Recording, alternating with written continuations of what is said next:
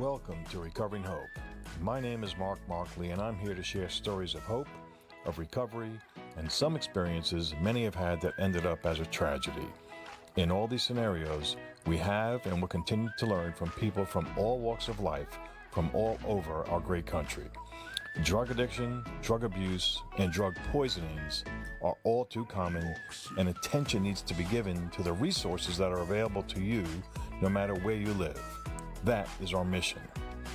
Recovering Hope is a division of Prodigal Recovery, which is a local group home for men here in Wilmington, North Carolina. Prodigal Recovery is a nonprofit 501c3 corporation. If you would like to help support our efforts with a tax-deductible donation or become a sponsor of this program, please contact us at prodigalrecovery.org. You can also call anonymously 910-338-3795. I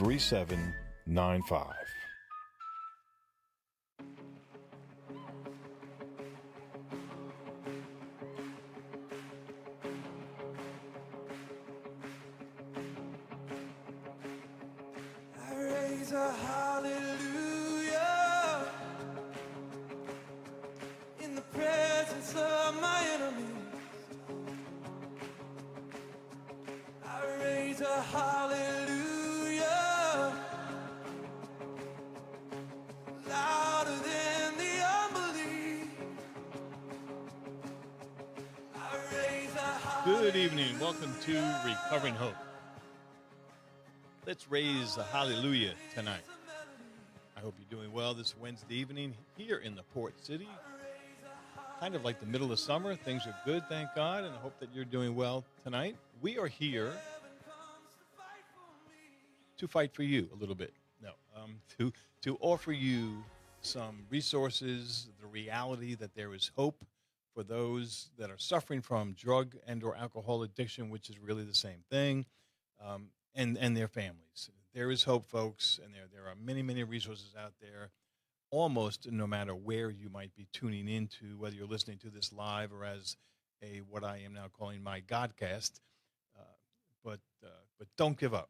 As long as there's breath in their lungs, there is hope. And sadly, for those who have lost loved ones, very often their loved ones are advocates to help fight this battle, and it is a battle.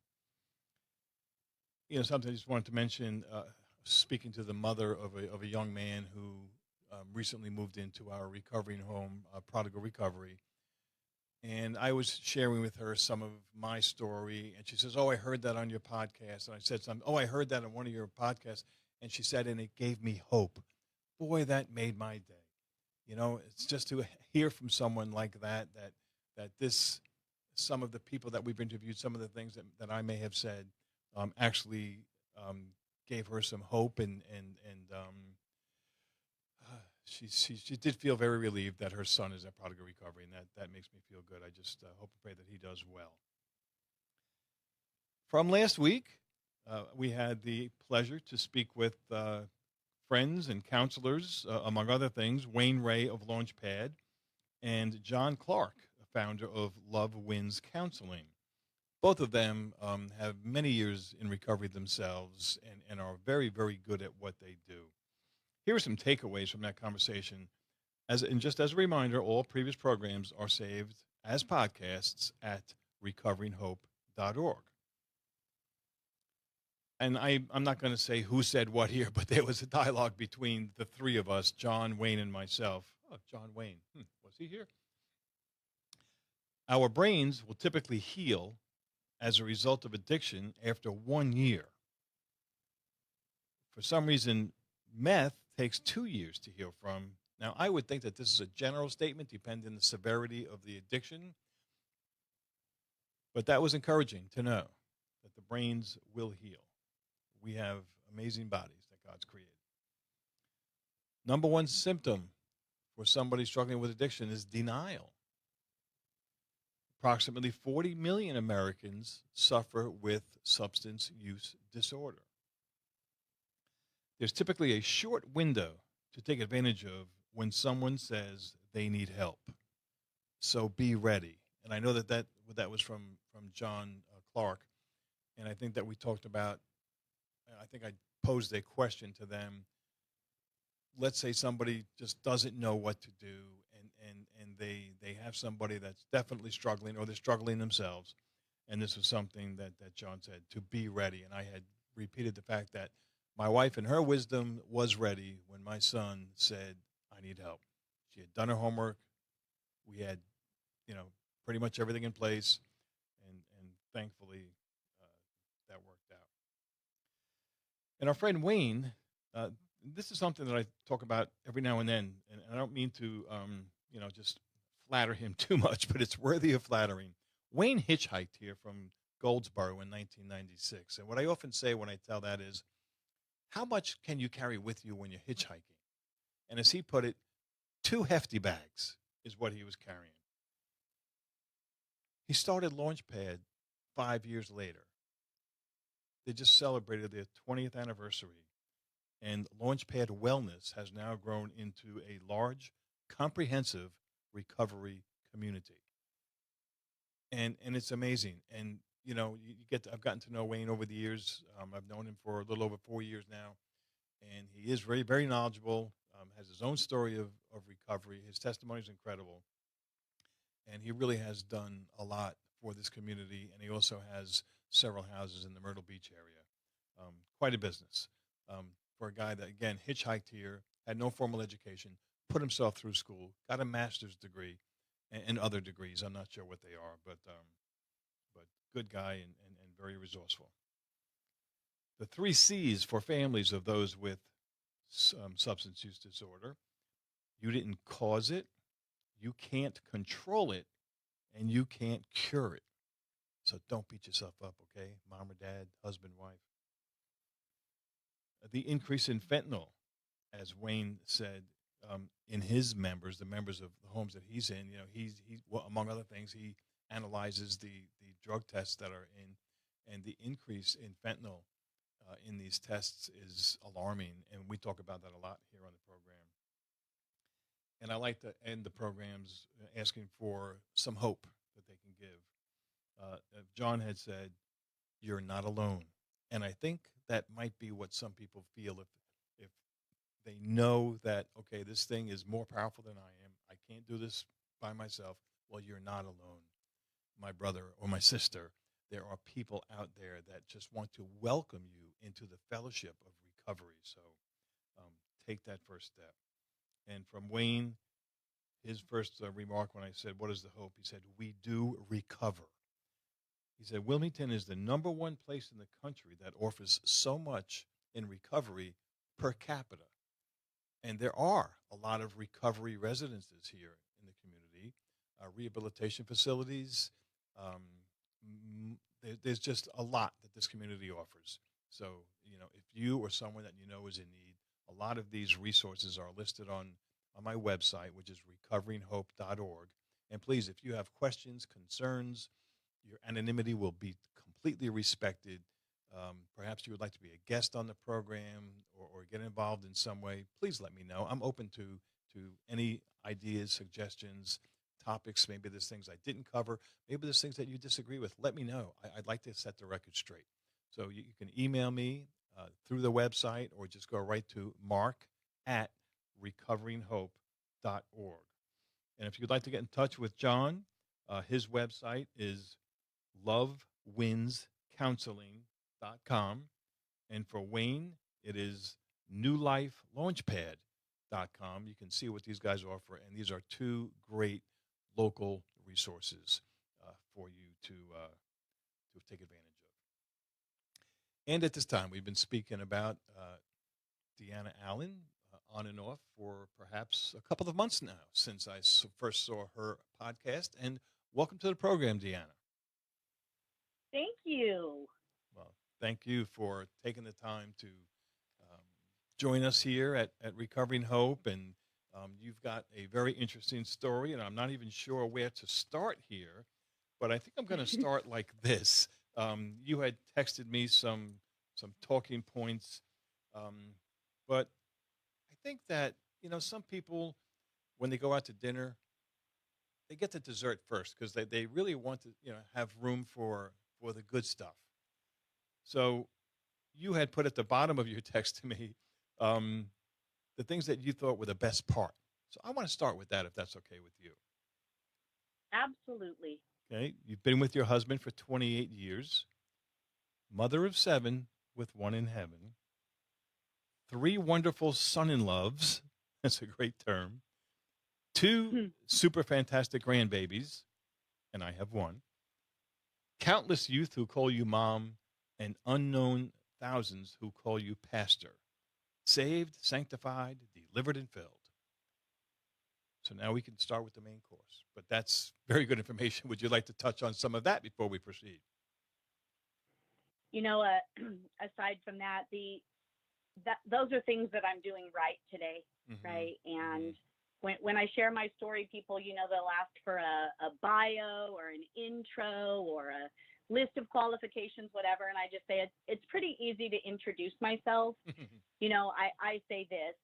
I used to be a hopeless dope fiend, and today I'm a dopeless hope fiend. I heard my son say And that. Yep, that's amazing. I'm a woman in long-term recovery, and what that means for me is that for 28 years now, I have not used substances as a means of comforting, coping, or escaping from my complex PTSD, anxiety, and depression, and life in general, right? And as a result of keeping those substances out of my body and my mind, that has allowed me to do the inner healing work that God wanted me to do so that I could stay in my marriage and not just have a life of surviving, but thriving. Yeah. And a way to honor my husband and a way to raise my children in this crazy society and cultural environment and to be fully present in their lives and, to not be triggered when they go down the roads that I went down and to not be hyper vigilant and controlling and so protective that I imprison them. Yeah. And in addition, all of the other things that I text you are also gifts of what it means to me being a woman in long-term and lifelong recovery. So, yeah, those are gifts. I really believe that I would have died in my addiction had another relapse been my story because, I wasn't trying to comfort, cope. I was trying to escape. My addiction to methamphetamines at the end of my decade-long run with it was what I now call suicide on the installment plan. Yeah, that's an interesting term, and I've repeated that a few times. I was using to die. It wasn't a high anymore. It wasn't a thrill. It wasn't fun. It didn't do anything for me. I believe that it saved my life because it allowed me to numb some of the pain that made me want to take my life. But at the end of the addiction was, causing me to do things that I was totally ashamed of. Yeah. Where I was when I was in my garage at that turning point at the age of 26 was exactly like what David said in Psalm 40 in verse 12. Problems far too big for me to count are piled higher than my head. Meanwhile, my sins, problems far too many for me to count, have all piled up. My sins are too many and I can't see my way out. They outnumber the hairs on my head. I've lost all courage. Please, Lord, rescue me. Yeah, wow. And he did. And Deanna, I just want to interject something here. This is something I just started last week. If you heard that bell ring a minute ago, that represents every 5 minutes. I'm going to try to remember to do that because statistically, that's how often somebody dies of a drug-related death. So I want to honor them by just tapping that bell, but I don't want it to interrupt us every time I do that. It's okay, do that. Yeah, we need to know that. And I'm praying that the frequency of those bell taps is going to decrease as this show continues over the forthcoming months and years. So that is an interesting way to look at it. And that was Psalm 40, verse what? 12 and 13. Verse 12 and 13. Yeah, I'd like to look at that. I love his Psalm 51, but it's all good. So 28 years in recovery, and now you say that SUD was really just a symptom of the self-medicating, and you gave some initials here, CPTSD, depression, anxiety, complex post-traumatic stress disorder. Okay, complex. Trauma is so prevalent in the lives of somebody who, is struggling with a substance use disorder. Mm-hmm. And, that mental health component, we really self-medicate. There are so many stigmas around both of them, mental health and substance use disorder. Yes. But, even Kaiser came up with what's called the ACE, the Adverse Childhood Experience Survey. It's 10 questions. And if you score 4 or more out of those 10, then you have a predictable pathway. I'm not trying to speak that over everybody. Yeah. Those are just statistics. And in the field of treatment, we now work with, we have 4 generations that are currently in this story. Wow. And we have the 90-year-olds, that really carry the wisdom, but absolutely don't understand the information technology, the social media, the virtual life, but they're there, right? And they're watching and they're crying out because these 3 generations, their children who have children my age, who have, children my children's age. My oldest is 31 and my youngest is 10. And then their grandbabies. And the parents are raising the grandbabies because the middle generation is locked up or loaded or in domestic violence or some other form of a crisis, homeless because of economics. Yeah. And we really are working on family repair. We know that this disease is a family disease. We know that it's a genetic predisposition, but we also know that with, things like adverse childhood experiences, the lack of coping skills, we're going to find maladaptive ways to survive the stresses and pressures that are everywhere today. Yeah. This week in the news was a 14-year-old shot in the head, left for dead on the train tracks, and a 17-year-old shot. And these are by juveniles that are now in our juvenile detention facility. Wow. And I could almost guarantee you that they were under the influence. Sure. Yeah, it's amazing. This adverse childhood experiences that ACE, I think I had discussed that when the show began. I think I have that in my folder. I want to take another look at that. That's an interesting assessment of sorts. And it could be beneficial to people to just see where they are and to maybe calculate their risk. Is that one of the things that it's used for? Absolutely. Yeah. Wow. And especially for, if you go to the cdc.gov, violence prevention /ACEs, there's, this shows up in coping with stress, the traumas, the youth violence, the sexual violence, the intimate partner violence, the firearm violence, right? All these youngsters are running around so hypervigilant that they're going to get jumped or attacked, that they've got a gun in their pocket. Somebody else has a gun in their pocket. Right. That doesn't even, touch child abuse and neglect. And how many of these are risks and needs that we could identify early on? Right. I can't tell you how many 10 to 17-year-old children of, the first generation, like we see this very, very much in the women's homes that we run under Abundant Place.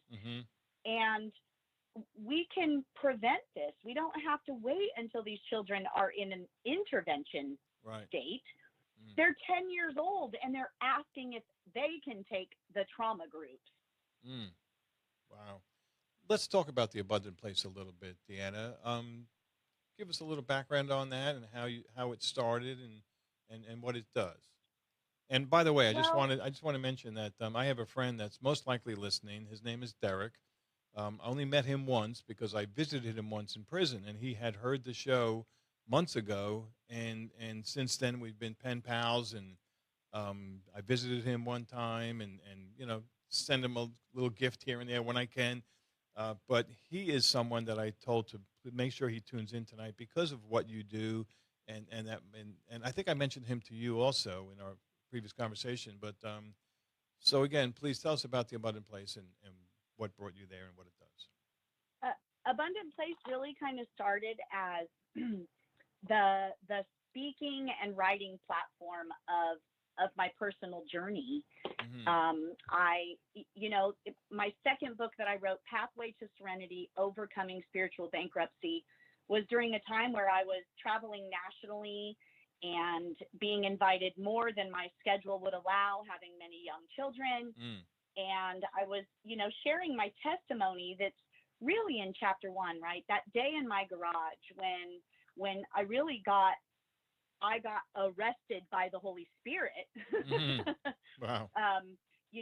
God challenged me. I threw down my glass pipe and I just had that moment with God. I had spent, probably many years since my first traumas. Every day that I woke up, I would ask God, why? Yeah.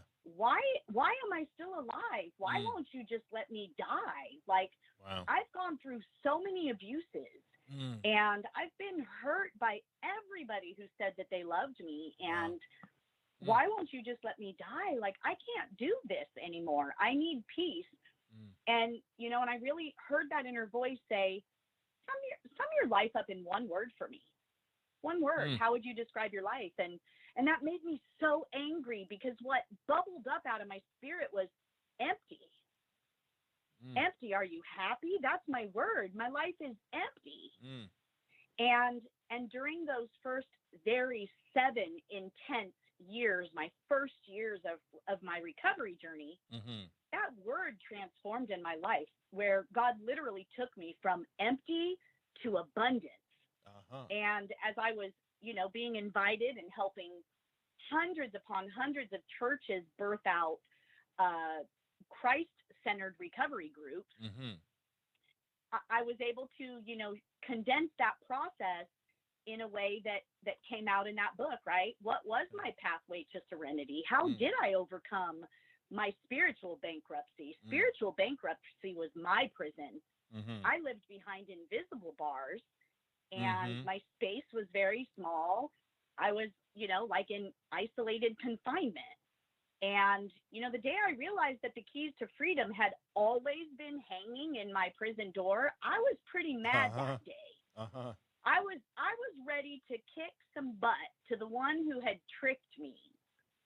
And the fight became very different. I no longer fought within myself, and I no longer fought against people. I began to fight against the darkness that, that the plan is to steal, kill, and destroy. Right. And so, Abundant Place was really a speaking, a teaching, a keynote. Things were going wild. My books were all over the place. Wow. But there was another side to Abundant Place, because when Pathway to Serenity, the day that the manuscript was going to be finalized, there was one last piece for me to do. It had gone through all the processes, and I just had to write the dedication page.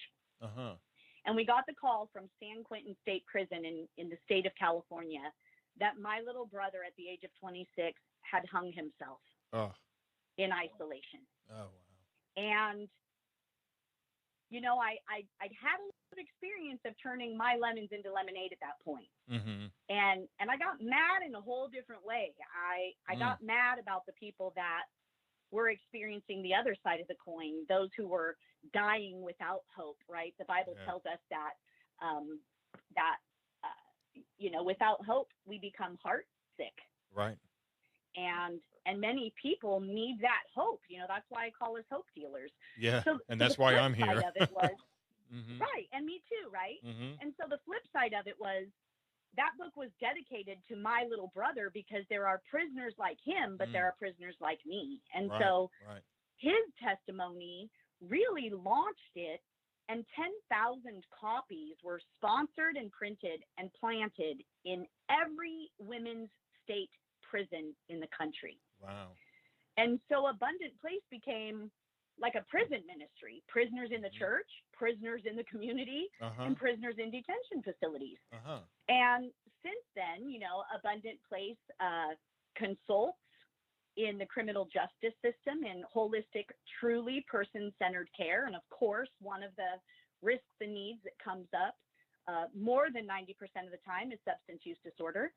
And in the last 4 years, Abundant Place, has opened 6 sober living homes for women and women reunifying with their children after coming out of crisis. And that was really where we saw the 2-generation work, the behaviors. And is that all out in to California? help. Yeah. And when the women were coming out of, whether they were in treatment, whether they were in a crisis unit, whether they were incarcerated, they came out, and when they got their children back, their children had been in the care oftentimes with their grandparents or an older generation, aunt or uncle. And so a lot of control was how family functioning is what we call it. But there was a lot of cognitive behavioral interventions to do. And that's when we were like, wow, we really have a 3-generation ministry here. Wow.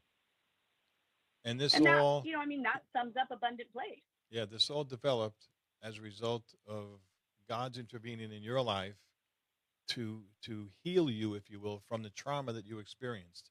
And sharing that story, sharing that testimony is how all this grew. Absolutely. Wow.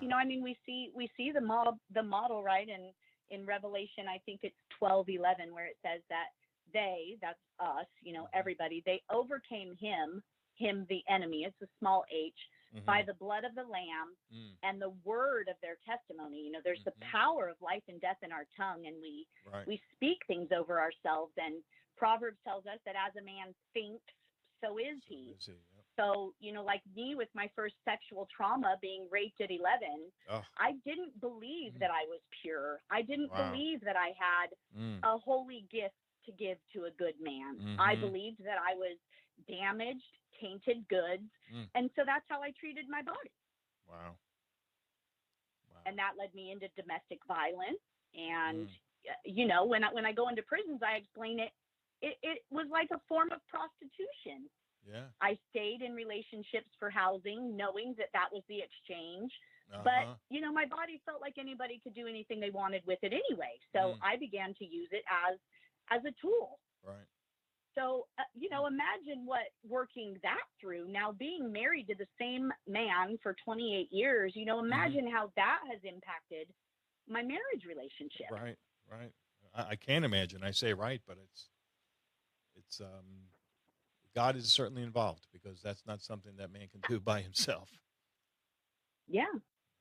Wow. Raped at 11 years old, and that was sadly, and I'm not looking for more details, but that was just the beginning of your abuse. There was even more than that. I think that, with trauma, we seem to think like we know the low-hanging fruit, right? If you've had a trauma like that. But in the trauma journey, say, the Stephanie Covington Women's Healing Journey Beyond Trauma that we do, we find out there were so many traumas even before that. It could be something as simple as being a 3rd grade little girl and not being invited to the birthday party of the popular kid. All the other girls got invited and not you. Right. And that sends a message that you're not wanted, right? Which ties to rejection. And then you go in to believe that it's tied to your self-worth and your self-esteem. And then you play that out with whatever coping skills that you have available, right? We have little girls that are cutting, that are having eating disorders, that are, already experiencing suicidations, maybe not attempts yet, but they're really believing that, I think I'd just be better off gone. Wow. Boy. Yeah, and then with today's social media and all the gadgets and gizmos that they have to compare themselves to these other, whether it's male or female, the toys that they have, the looks, the gifts, the just all the likes, right? Everybody's fishing to get this liked and that liked, and that's got to compound it exponentially. Well, if you think about what our youth are going through today, with the progress of just information technology since the 80s. Yeah.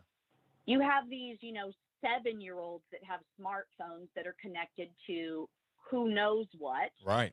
That leads them into who knows what. Right. But they don't have the maturity yet to learn, and our brains cannot process how fast all of this traumatic information is being thrown at us. I was talking to my 18-year-old son the other day, right in the middle of Old Town Sacramento. There, at broad daylight, there was a shooting, and before it even hit the news, the live footage that had been recorded by somebody's smartphone went viral to watch. Oh, wow. Could you imagine the young people today watching that all day long? Wow. And behind the scenes, they're wondering, hey, was that my friend? Then they're sending a message to their friend and saying, hey, was this so-and-so? Right. And that's the world that they're living in. Yep. Instantaneous. And in California, you know, the cost of living almost demands that either a single parent work 2 to 3 spliced together jobs, or that both parents work. So who's guiding? You know, it's more than just supervising. Who's guiding this younger generation through those challenges? Google. Mr. Google. Right. Siri, Alexa, you know, who's listening in, constantly trying to sell you stuff that click the button. And, you know, then there's the shopping therapy. My son was interviewed by the newspaper, and the reporter had said, well, like, what are some of the drugs today, you know, that kids use? And he held up his phone and he said, what do you want? I can have it delivered here within 5 minutes. Right. Anything, Right. name it. Right. So I'm going to take a short break here, Deanna, but I just wanted to, that term shopping therapy, is that what my wife does on her tablet? Is that, We call it retail therapy. There's that Retail high therapy. of feeling like, you know, that getting something new, that package coming. But, yeah, you know, we know that it's an addiction if it's causing problems. Like if you're hiding your receipts or you're sneaking in your shoes or that's a problem. yeah, well, it kind of is. I'm going to have to talk to her when I get home about that. But when we come back, and I want to talk a little bit more about what the Abundant Place does and perhaps other states that you're in. And I would like to know, is there something that we can do here in New Hanover County, North Carolina, in our local prison system? So we've got a lot to talk about. So we'll be right back. Sure. Thank you.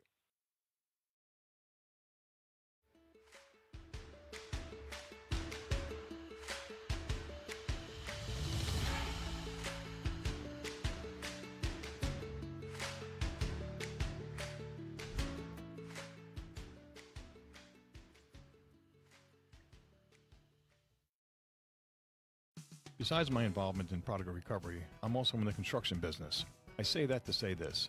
When we have tropical storms or hurricanes, the real hard, difficult, expensive, and dangerous work is usually the result of trees falling on homes or other personal property.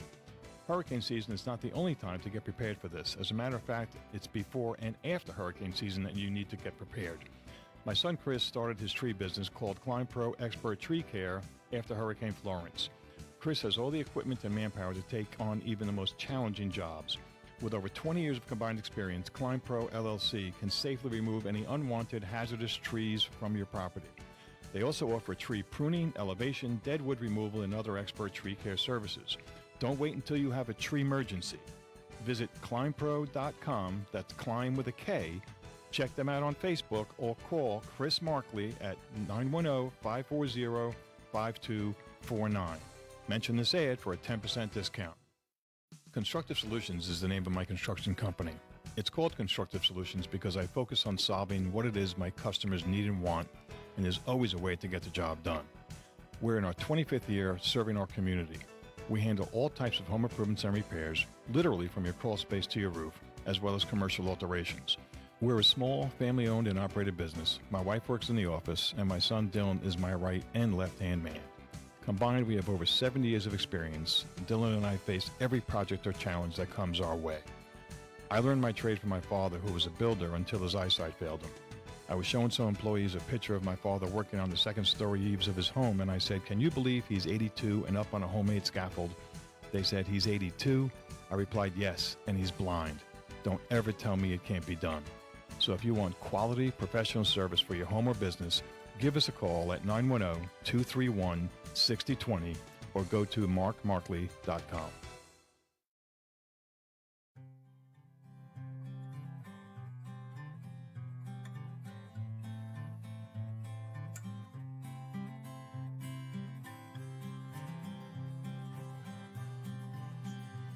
And welcome back to Recovering Hope.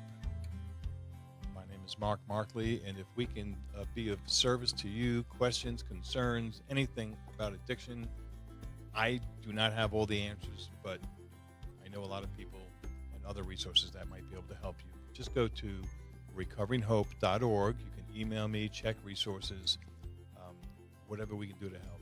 And we're continuing our conversation with Deanna Allen, the founder of The Abundant Place in what city in California? The office is in Vacaville, California. That's where one of our recovery community centers is. Uh-huh. But really, that's just the kind of brick and mortar. Abundant Place exists everywhere. Okay. And are there other brick and mortar facilities, or how? There are a lot of partner locations. Okay. What we do is, one of the things Abundant Place does is we provide technical assistance, technical training for people in the community, whether it's a nonprofit or a small community-based organization, a church that really wants to effectively be equipped, educated, and empowered to work within all of these various things, that come up on risks and needs assessments, not specifically and only in the criminal justice system, but that nationwide is what we do. Okay. Now, somebody like my friend Derek that's incarcerated locally, he will serve his time. He'll be done with that sometime in 24. And one thing that he is scared to death of is when he comes out that he might resort to his old ways. Now, he has had some life-changing salvation experiences in prison, and I can tell you that I did not know him before, but the Derek that I know now is a Christian man. And I have tried to assure him that not to worry. That's easy for me to say because he's been in and out of prison. He had a very difficult early childhood as well, abused, raised by his grandparents, abused by his grandparents, and in and out of institutions for half of his life. He's in his 40s. I think he's been behind bars for at least 20 years. What would you tell someone like Derek, or how could the Abundant Place help him? Really what happens is the buzzword now is reentry, right? Yes. Reentry. Yeah. What happens to the person who's going from custody to community? They're coming out, and for the person who's inside, if this is let's say that I'm able to go in and have a conversation with Derek, say 90 days before he knows he's gonna hit the gate, right? It's gonna open up wide, and he's gonna walk into that big scary world. Yeah. And having a solid plan, we say have a plan A, a plan B, and a plan C. And we write a solid reentry plan based on the risks and needs of the individual, right? Okay. What is going to catch you up the minute you take that breath of freedom, right? I mean, all those thoughts, all those old things are available. So it starts with who picks you up. Okay. Who picks you up, right? I mean, is it going to be somebody who's going to lead you down a pro-social toward a successful reentry, or is it going to be an old friend? And you're already going to be fantasizing about all the old life, and they're probably going to catch you up on the whole car ride of all the wonderful things that are going on in your old life. I've got a feeling. I've got a feeling I'm going to pick him up, but let's just say it's not me. Okay, well, if it's not you who picks you up, where they take you first is super important, right? Okay. So Very what good. do you need? You're in that car. What do you need? When you come out those gates, do you have a pair of flip-flops or shower shoes and some prison dress out? Do you have toiletries and hygiene? The basic things, right? Because a lot of people, the first thing they need to do is, one, you need to know where you're going to go. You're going to get in the car or you're going to jump on a bus, and where are you going? So between the gate and where you're going, and that's really a challenge. There are not adequate resources for people transitioning to the community to go. Yeah. No, You you're have right. a lot of parole or probation requirements around you, including in many states reporting to your Department of Corrections, your parole officer, within 24 hours. Mm-hmm. So, this is why we say have a plan A and a plan B and a plan C, because things change. And so who picks you up is important, where they're taking you is important, and where you go from the gate to that spot is important. Right. A lot of people, this blows my mind, they'll go 10, 20 years and they quit smoking while they were in prison, and they get out and the first thing they want is a burger and a pack of cigarettes. Yeah. Yeah. No, You want a meal, right? You're fantasizing about what you're going to eat. So you're going to go into a public place and you're going to have a whole lot of opportunities to make a good choice or a bad choice. Right. When you go to get that pack of smokes, you also have right next to it a bottle of liquor. It's right there. Yeah. In most of our states now, marijuana is legal. Yeah. And you can go online and get a little medically justified card and go and buy marijuana. Yes. Right? And, and this is the world that we live in. So the choice is a million times a day. Right. But setting that foundation for where you're going to go to make sure that you have structured, supportive accountability, things may not all line up for you. You might know where you live, where you're going to live. You have an address.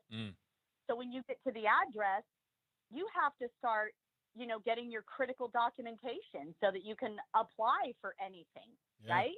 Yeah. You've got to have a social security card, an identification card, and a copy of your birth certificate.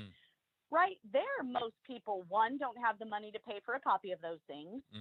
Two, don't have transportation. Three, don't know how to maneuver through the internet because everything's online. Right. And that right there jams people up. They're like, this is too much. Could be overwhelming. Right. And, there is a local organization here called LINC, LINC, Leading into New Communities.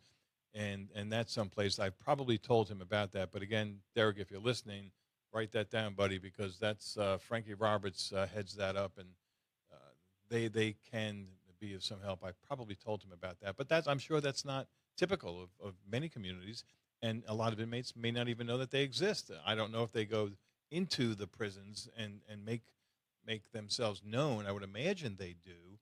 I used to be on that board, but that was many years ago, and I don't know what they're doing now. Well, the process of getting into prisons is very cumbersome also, right? Yeah. I mean, you would have to reach out to your local chaplain or your community resource manager, ask permission to send in literature. The literature has to be cleared. You have to, fill out separate forms for what you're sending in.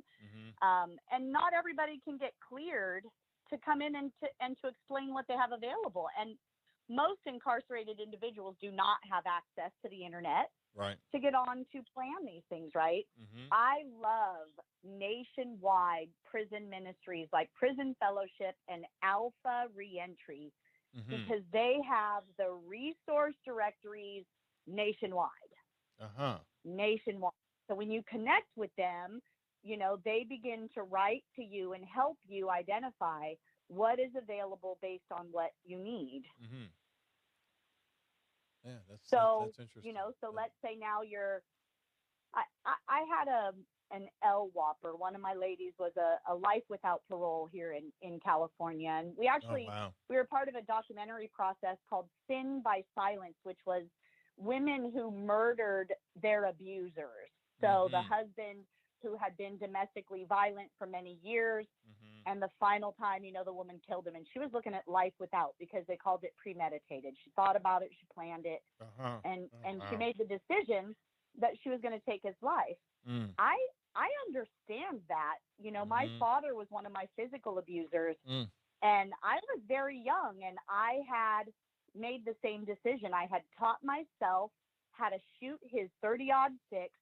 And I had told myself, if he lays a hand on me again, it will be the last time. Wow. And the last time that my dad laid a hand on me, I held a gun to him, and clear conscious, I could have taken his life because I was willing to go to a prison standing up for myself rather than live in the prison that he had created for me through the abuse. Wow.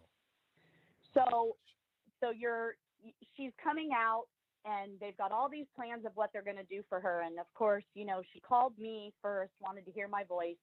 The very first thing that she wanted to do was she wanted to go to a beach. She had never seen a beach, and she wanted to put her feet in the sand. And they told her that she was going to be living in a house. And from the poverty that she had grown up in, she had never lived in a house. Oh, my gosh. So they said, everything you need is going to be there. And she said, could we please just stop somewhere and buy me a fork and a knife and a spoon and a dish and a bowl? And they said, oh, the kitchen has everything you need. And she said, that's really nice, but I've never had one of my own. Oh, this wow. might sound weird, but Yeah. can we just go buy one that I can call mine? Wow. So, Yeah, the things you we never take for granted. know what. Yeah. Absolutely. Yeah. Right. And, and so that's the experience of people who have done 20 years plus. They come out with their brown bag, and maybe in their property, they still have a pager.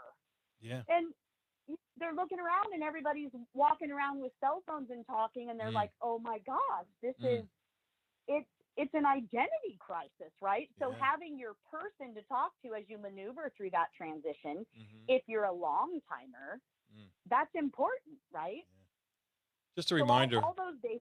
Yeah, I'm sorry. I just wanted to remind the audience that we're speaking with Deanna Allen.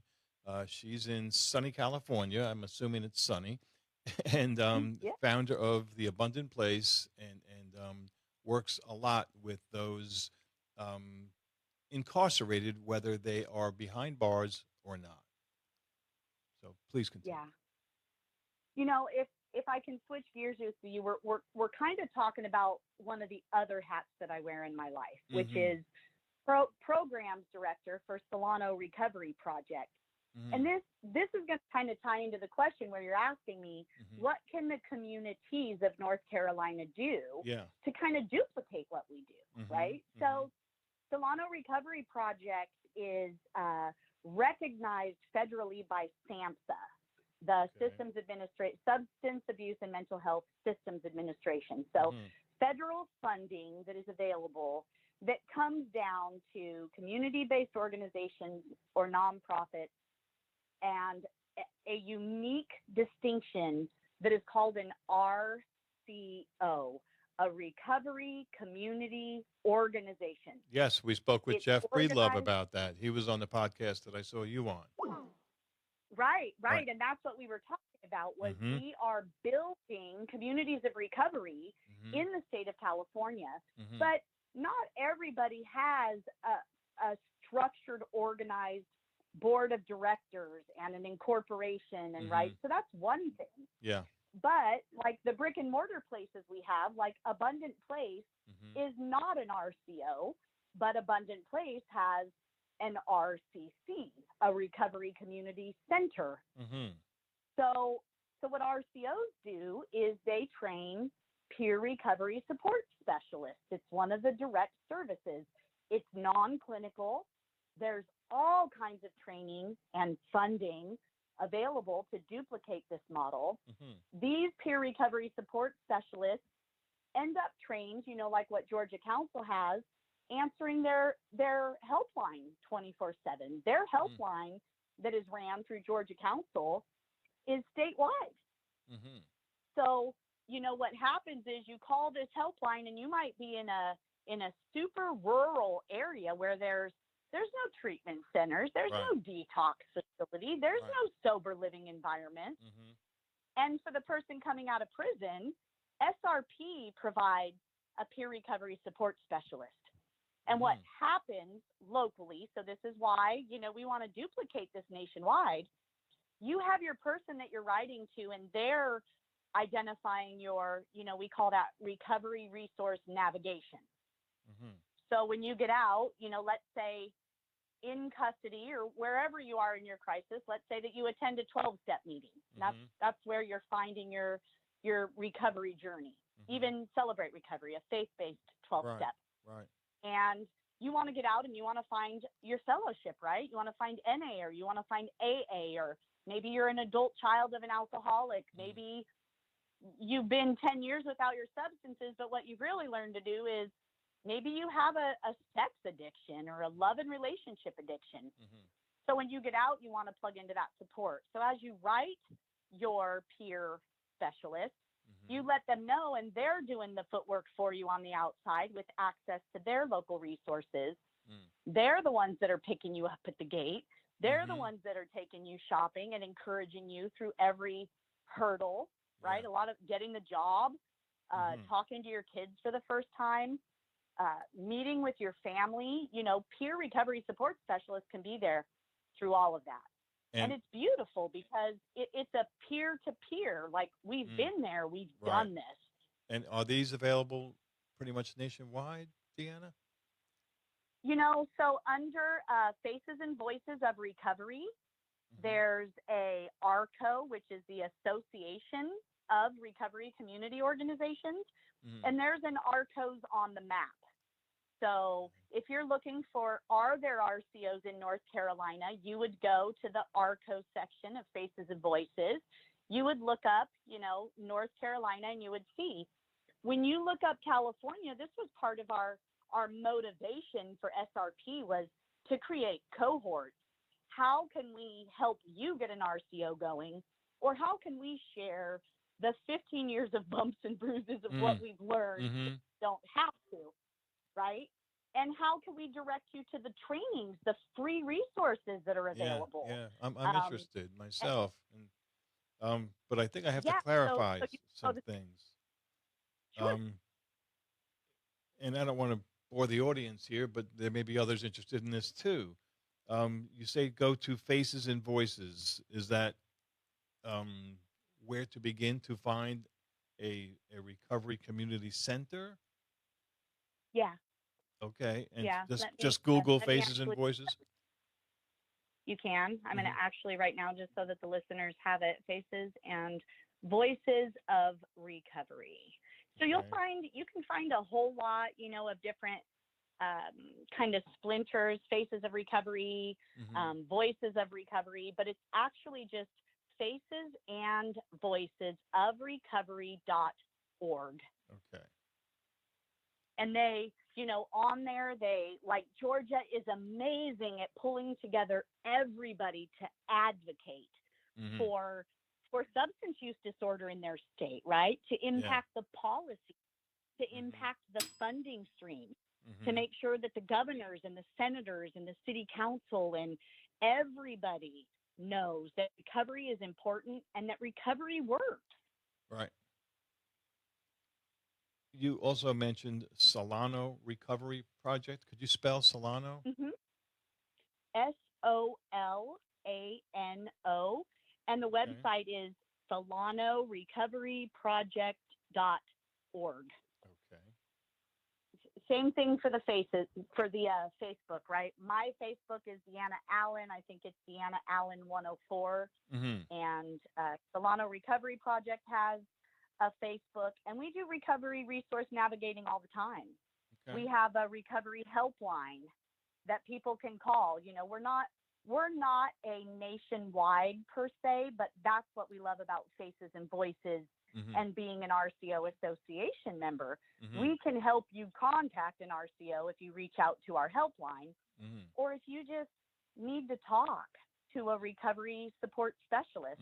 And that number is 562 375 4433. Okay. 562 375 4433. Okay. And would that be a number that, you know, Derek, there may be other inmates listening, other places that they could call as well to perhaps get them started on their plan A, plan B, and plan C for their reentry plan? Absolutely, right? Because what would happen is Derek would be pre-screened in what his needs are by our program manager. Okay. And he would be identified as somebody who, you know, first hurdle, first milestone is re-entering the community. Right. So who would he get? he would get a peer recovery support specialist who was a reentry expert, Mm-hmm. right? Like Mm-hmm. a person who's been there, they've walked through all that. Okay, great. So they can help him to think about all the things that he's going to go through as he gets out. But they can also be his eyes and ears on the ground, right? They can do that footwork for him, write him a letter, print things, don't staple them, right? And say, hey, here's a great RCO in North Carolina. Here's how you contact them. Right. Okay. Right. And it's just navigating. It's about creating a network, a net of grace that can catch all the folks that need us, that will work for the people to help them to achieve long-term recovery. Mm-hmm. And that's the bottom line here. You had said your Facebook is Deanna Allen, and Deanna is spelled Deanna, Allen. Mm-hmm. And what was the word after? Allen. Mm-hmm. So it's Deanna.Allen.104 is my main page. Okay. Okay, that's very helpful. Mm-hmm. Well, Deanna, And of course, if you're in Facebook, that's what it is. If you're not, then it's facebook.com/Deanna.Allen.104. Okay. Okay. Well, this has all been very, very helpful. I learned a lot here today, and I know that my friend Derek did as well. And again, others that are listening, and I've got some things I'd like to look into. I have a feeling we'll be speaking again probably soon.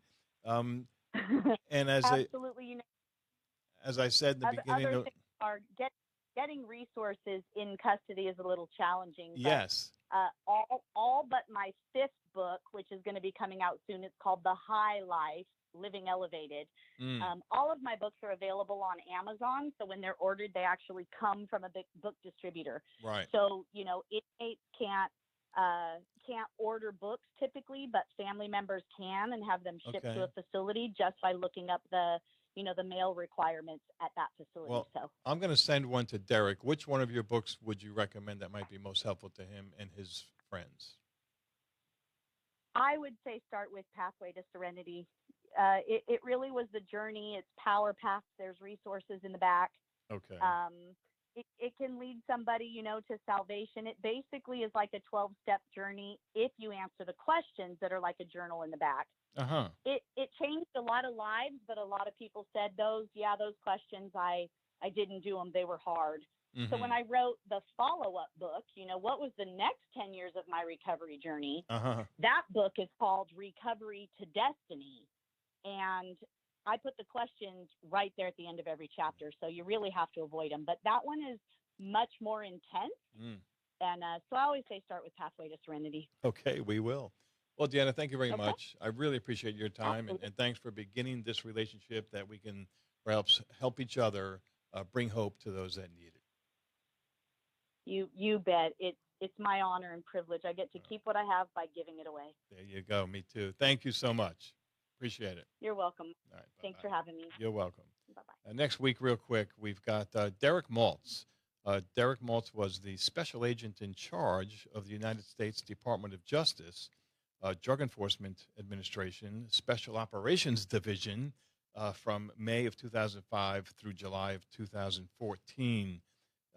Previously held the position of the Associate SAC of the New York Drug Enforcement Task. And this should be a very good, another one, informative, helpful, and educational. Again, thank you all for tuning in. Thank you, Deanna, for your time and dedication to helping others. And until next week, God bless and good night.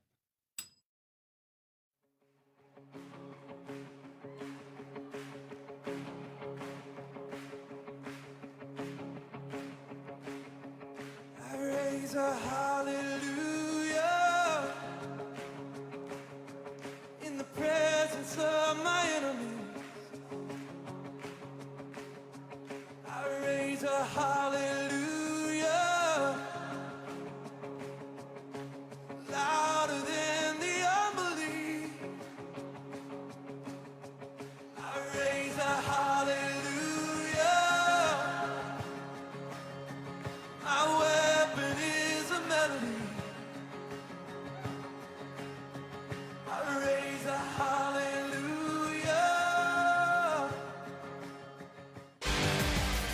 Bringing you the best local talk radio shows, Wilmington's Big Talker 106.7 FM, WFBT, Carolina Beach.